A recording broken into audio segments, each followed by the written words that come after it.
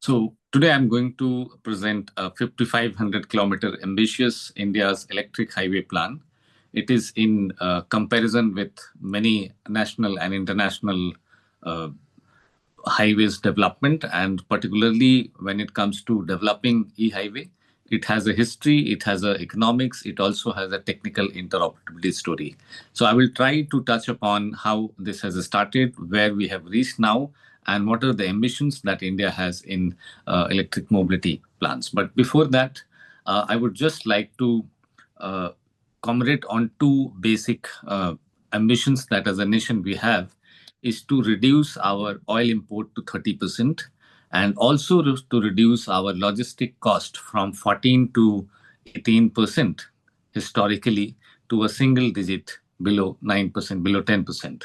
And I'm very happy to share that in last month of September, India has achieved 7.89, typically 8 to 9% logistic cost reduction, with many of the efforts like dedicated freight corridor, uh, economic corridor, industrial corridor, and also PM Gati Shakti, which brings all infrastructure plans together to actually serve and reduce the logistic cost. So here is one of that national master plan of Viksit Bharat, which is to be translated into e-highway, which serves both the ambitions to reduction of the logistic cost and also uh, decarbonization of surface transport by building 5,500 kilometer e-highway. Next.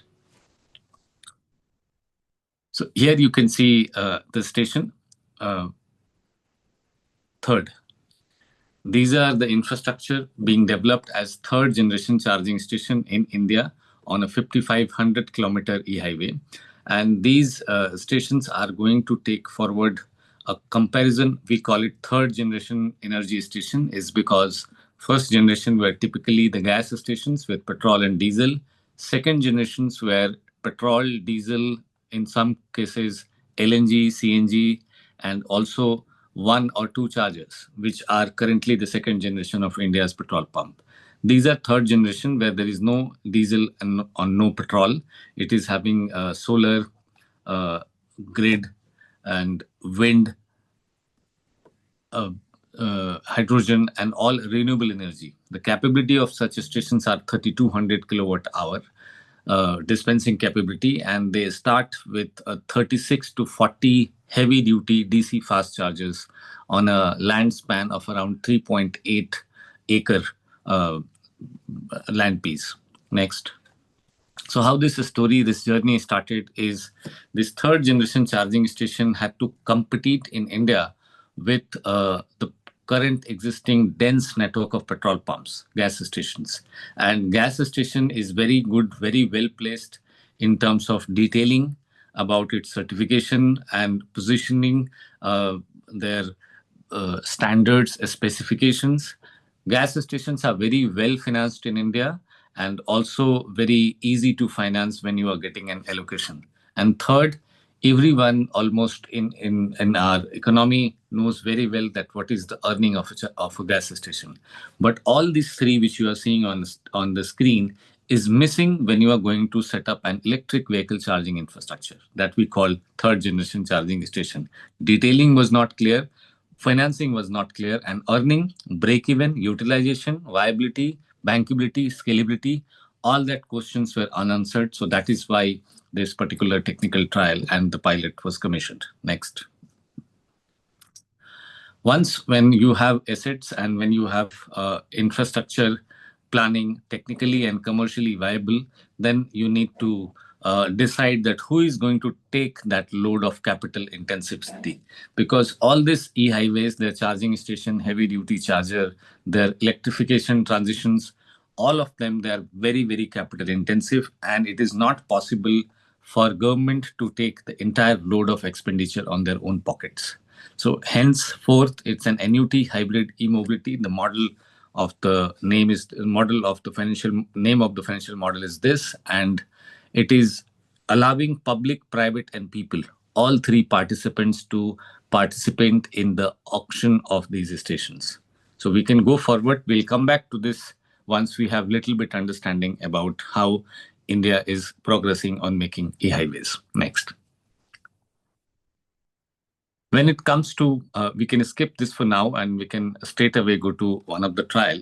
When it comes to deciding what would be the characteristic of that particular e-highway, which India would adapt for 5,500 kilometer, at least in the pilot phase, we had globally two examples which are very successful. One is Germany, that overhead wires, and Siemens and Scania has done wonderful work of demonstrating how a battery size can be reduced and how overhead wiring can happen. And there are more than two, three pilots has happened into Germany also. Second option that India has to adopt is the Tesla model from America, US. And US has that model, which is almost an interoperability excellence. Tesla chargers and Tesla vehicle, their digital protocol, their network protocol, their fast chargers, and a very fine compatibility with each other. But India did not have those both as a component, as a resource. We do not have a special generation of vehicle like Siemens uh, conducted a trial in Germany. We did not had high-end vehicle as Tesla had in high-end chargers. So we had to opt something new. What is that new was commemorated in the first technical trial of 2020 between Delhi and Agra, flagged off by our combined defense staff, combined Chief of Defense Staff, Mr.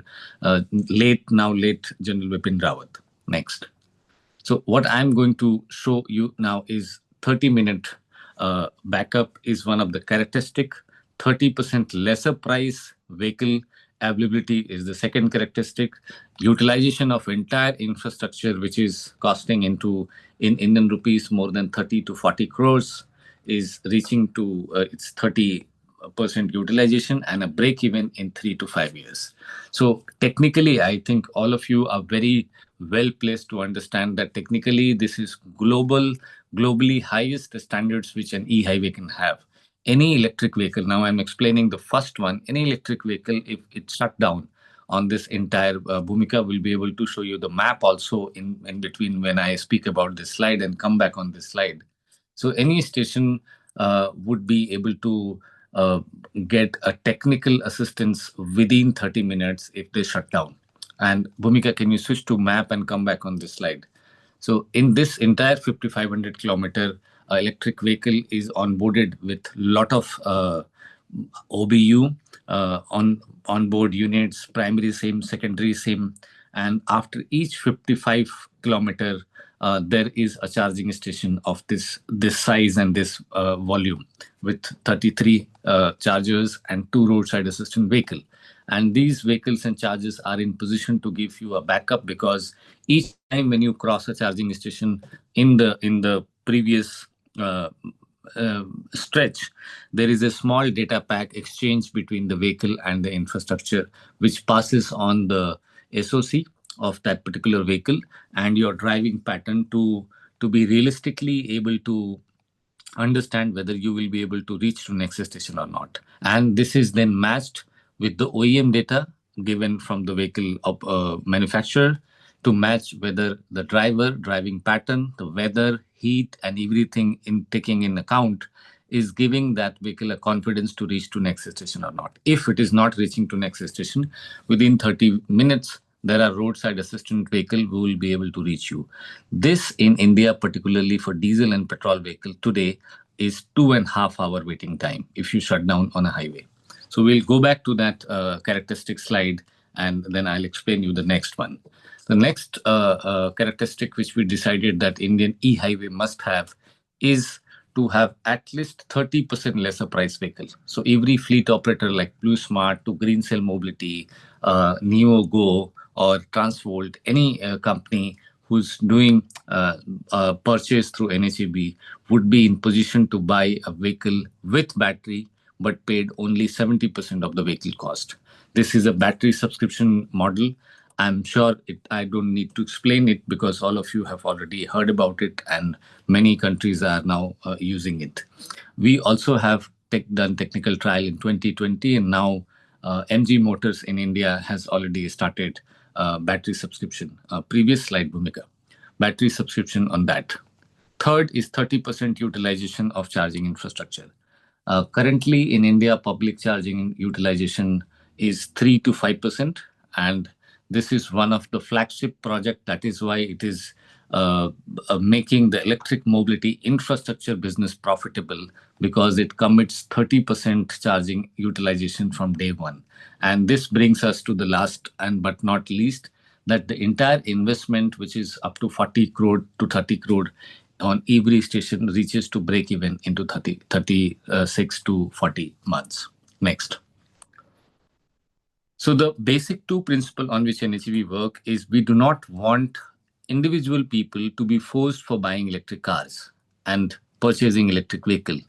Rather than that, we wish to ask them to use electric vehicle, and how they will be able to use if there are electric buses and there are electric cars available for rent or for subscription.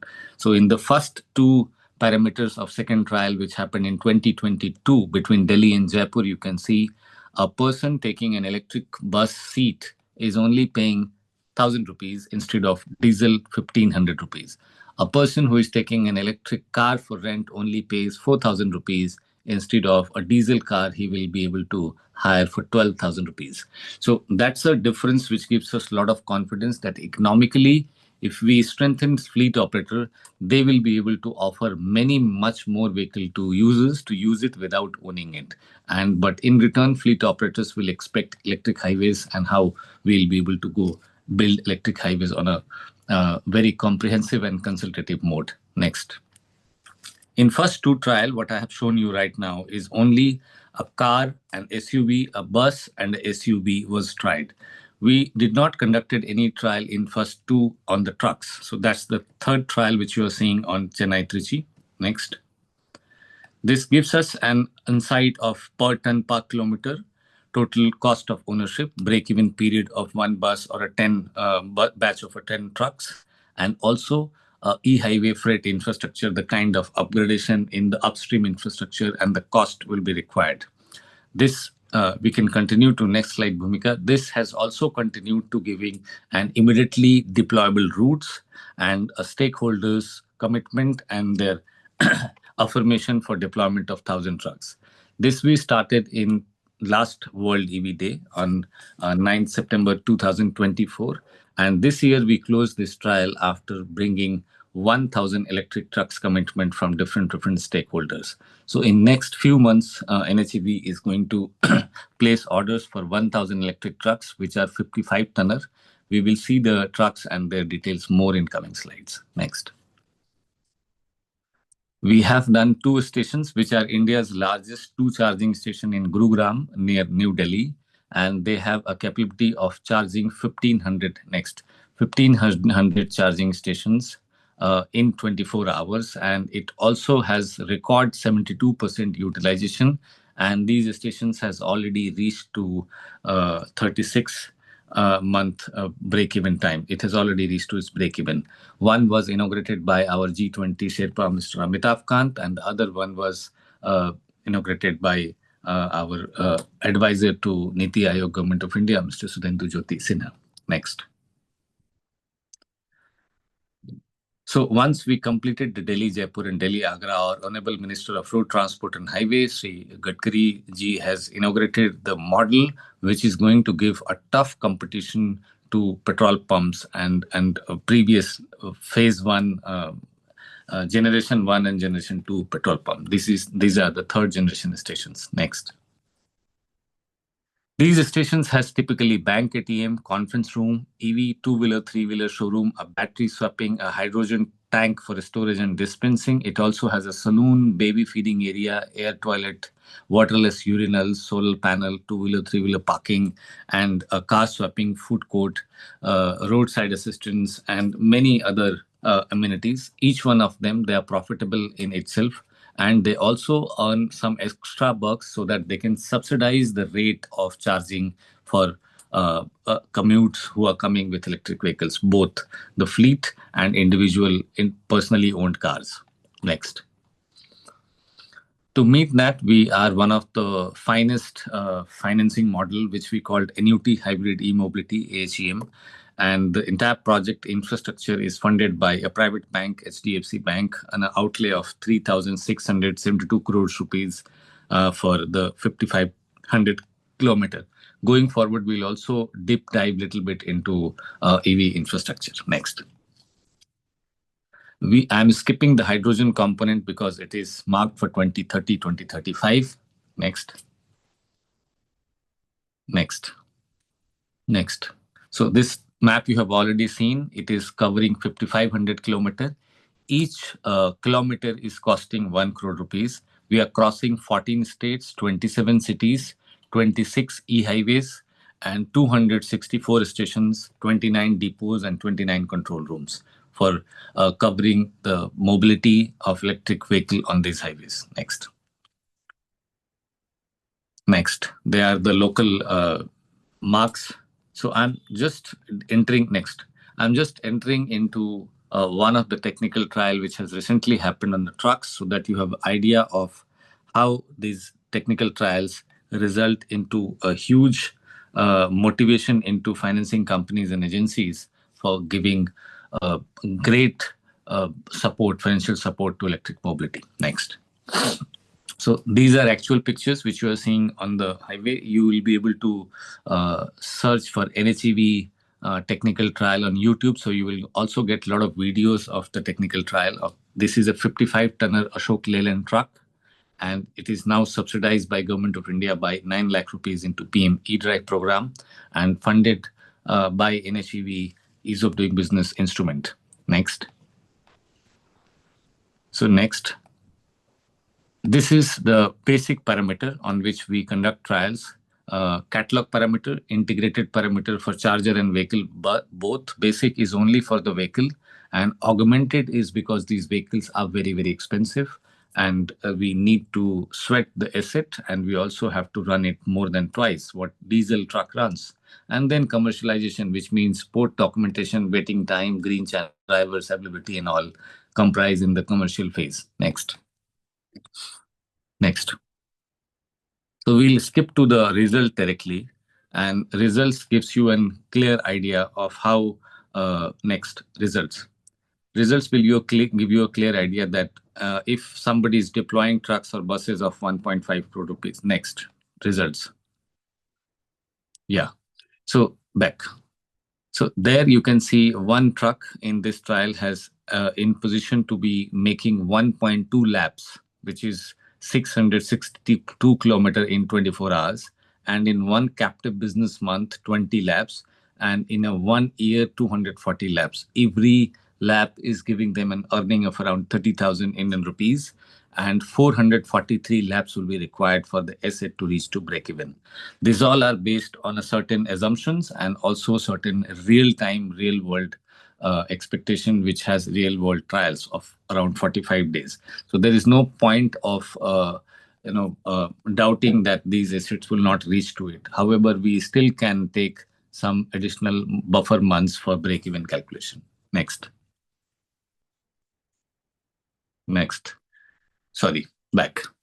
So there are possibilities that in the technical trial, we may skip some time, which is very important for as a takeaway of this technical trial. Nobody does all these four things. Roadside assistant, no OEM will be doing it. At the point of the company who's a charge point operator, it does not fall into their portfolio also. The control room is, as of now, Government of India is not having a control room for the truck monitoring operations. The battery will definitely come with a service, with a maintenance contract, but you don't know how to do the service at the stretch. And for every small things, a truck or a vehicle cannot be sent to OEM. And last, EV EMC. So all this RSA, fire, juncture, monitoring, control room, battery services are very, very difficult if they are not marked into an highway operation. So we in India on these e-highways are going to set up charging station, also control rooms, also roadside assistance in a control room mechanism.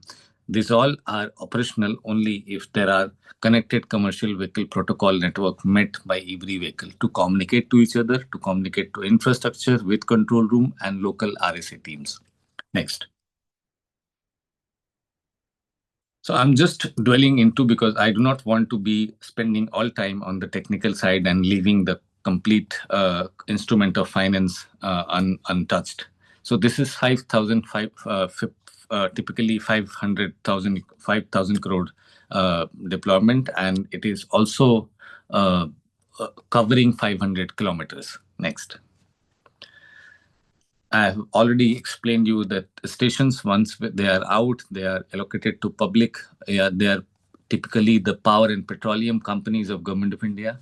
Private are GOBP, Shell, JSW, Reliance, Adani, any of them, they will be in the private. And people, every individual who has a capability of loan can also own it. So it's a very balanced blended PPP model, which is called annuity hybrid e-mobility. Next.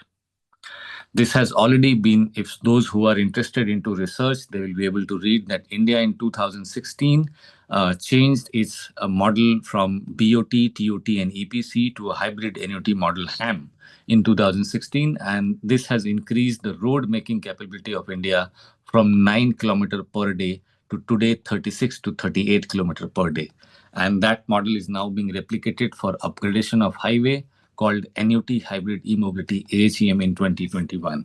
It is used by NHEV for upgradation of a normal highway into e-highway. Next. I'm now entering into a 500 crore viability gap funding instrument, which gives insight and also a funding instrument, which popularly in world called blended climate financing instrument. Next. This has the total outlay 5,000 crore rupees, which is 3672 to HDFC, from HDFC to NHEV for infrastructure, and rest 1328 from sovereign green bond for prime vehicle. So two of the partners which are working with NHEV, Transvolt Mobility, Green Sail Mobility, are already funded by IFC, International Finance Corporation, for their equity investment, and they are also working on the trucks and bus deployment. So they comes under sovereign green bonds and international bilateral agencies. Next. Government of India has also introduced a 500 crore rupees PM e-drive incentive to reduce the truck prices in India, which will reduce to 9 to 10 lakh rupees per truck. And at the other side, we have introduced a blended climate financing instrument for viability gap funding, which will fund 85 to 90 lakh rupees per truck to complete the entire funding cycle of a truck deployment.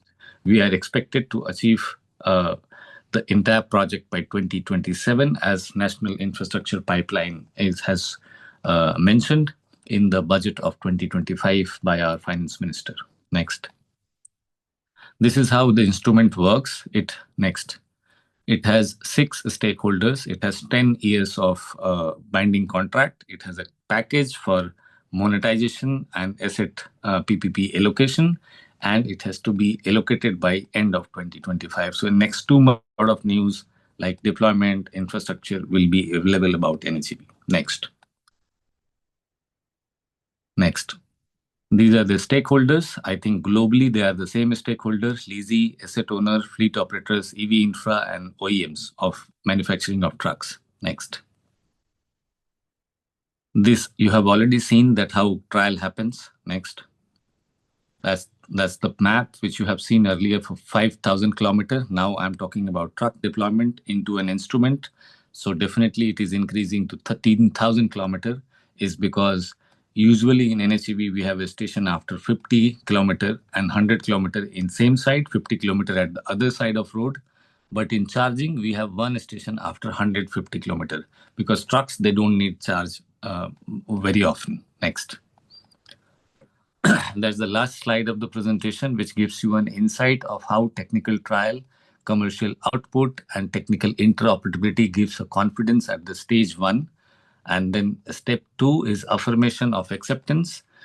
We opened this for 720 to 810 trucks, but I'm very happy to share with all of you that we received very good interest from stakeholders to mark this development and deployment to 1,000 trucks. And third is consideration of the confirmation as a letter of credit by the funding bank. Fourth, the escrow account management opens. Fifth, you can place order for infrastructure and also order for vehicle. Sixth is what you can do in terms of final testing and also running. So this next slide. So that's all from the vision of our Honorable Prime Minister to reform, perform, and transform. We are in position to give a 30% lesser price vehicle and a 30 minutes guarantee to each EV user on our highway. We are also in position to protect the interest of our investors to be reaching to break even into 36 to 38 months. Thank you. Well, thank you very much, Mr. Sinha, for sharing this business model that you have developed in India, which is very impressive. And I could also witness myself that in big cities there are a lot of electrical buses and even electric tuk-tuks driving around with swappable batteries. So there are quite a lot of interesting models being developed. Maybe I can quickly start with one question. Are the utilities, the electrical companies that provide electricity also a partner in these models? I can imagine that as the amount of trucks and vehicles is increasing, that the PV systems in such charging stations may not be sufficient to provide that. So is India able to roll out also the electrical grid to support the visions that you have? So typically, at this stage of time, we are divided with two answers to it. As a nation, we are also exploring that which answer is a right answer. To me, to my mind, if you ask, these options are either we develop the transmission network, because in India we are a power surplus country, but transmission development and the poles and wiring and from one point HT line to LT line, it is very difficult and expensive affair. At the other side, we are willing to make every station energy independent station. So every station today in third generation is called 3G, is because of 3200 kilowatt hour dispensing power every station enjoys, out of which 800 comes out from energy that is grid, conventionally the coal grids, and 800 comes from the solar input. Another 800 from the wind turbine, which are on the dividers of vertical wind turbine. They operate by the vehicle movement. And last is to have hydrogen as a possible backup, as a battery backup to use. So all of them, they contribute. And I believe that instead of going for infrastructure development of transmission line, we should make every station 100% green, renewable, and independent in energy. Okay, thank you. Also, my colleague is looking at the chat if there are some questions, and I give word to Professor Zawa here. Yeah, thank you very much. I'm just putting the questions together from the chat. Maybe I have a first one right away. You mentioned already the hydrogen, and you said it was postponed to 2035. Do you think it will really happen in 2035? And isn't this a threat to the investments if another technology may take over? At least it was a perspective. Yeah, I think it's a very good question, and industry across the globe is asking this question, that whether we should be completely focusing on electric mobility or we should also give a due credit to hydrogen, which is going to come and disrupt that entire ecosystem. When we are planning an infrastructure, we have to plan the infrastructure in a way that regardless of change in fuel in future, the infrastructure remain relevant. So that is the reason the input of these stations, which are currently in 3G to 3300 kilowatt hour, will be moving to in 5G, fifth generation, will be moving to 6400 kilowatt hour. And this entire input is not taken from one resource, but also hydrogen is to be serving as a resource. But typically, if you will see, hydrogen has challenges with the transportation. The pipeline has not been a very successful. At the same time, you cannot transport hydrogen by the road. So we are in a position to generate hydrogen by micro electrolyzer at the station, which are powered by the surplus power of solar and wind in the daytime.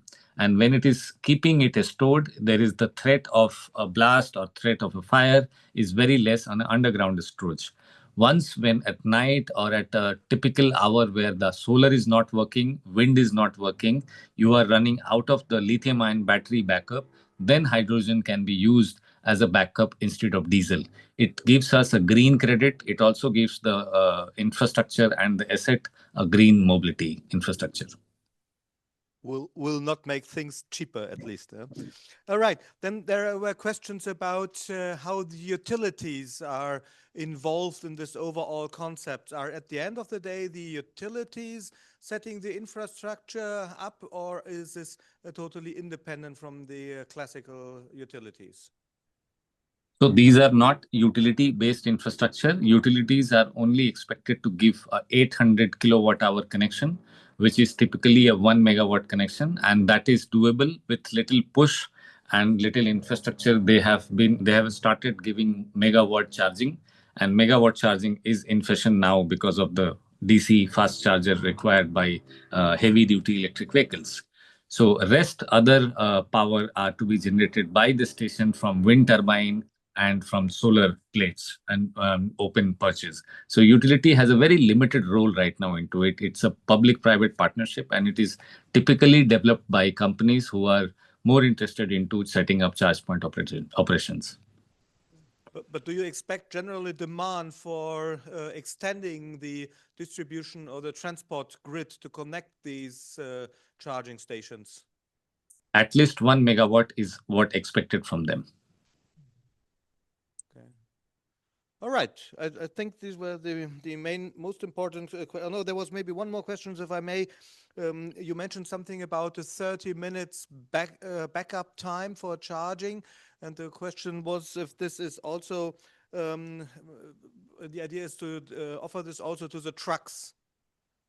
So we are already doing it with trucks, and Ashok Leyland, Propel, Siny Motors, and Blue Energy Motors, and couple of more 4 or 5 OEMs from India has this connected commercial vehicle protocol, which are typically an combination of tracking devices, also a telematics and the data connectivity of vehicle with the infrastructure, are enabling a certain degree of movement tracking, driver pattern, and also the SOC charging of truck always to be relayed to infrastructure, so that in any condition, if a truck is shutting down or it is having any difficulty, within 30 minutes it can be repaired and it can be put back on the racing track. And then other than these trucks, private cars and fleet buses and cars will also enjoy the uh, involved in this, you can say, facilitation of 30 minutes backup, which typically in India is 2 and 3 hours waiting for diesels and petrol cars.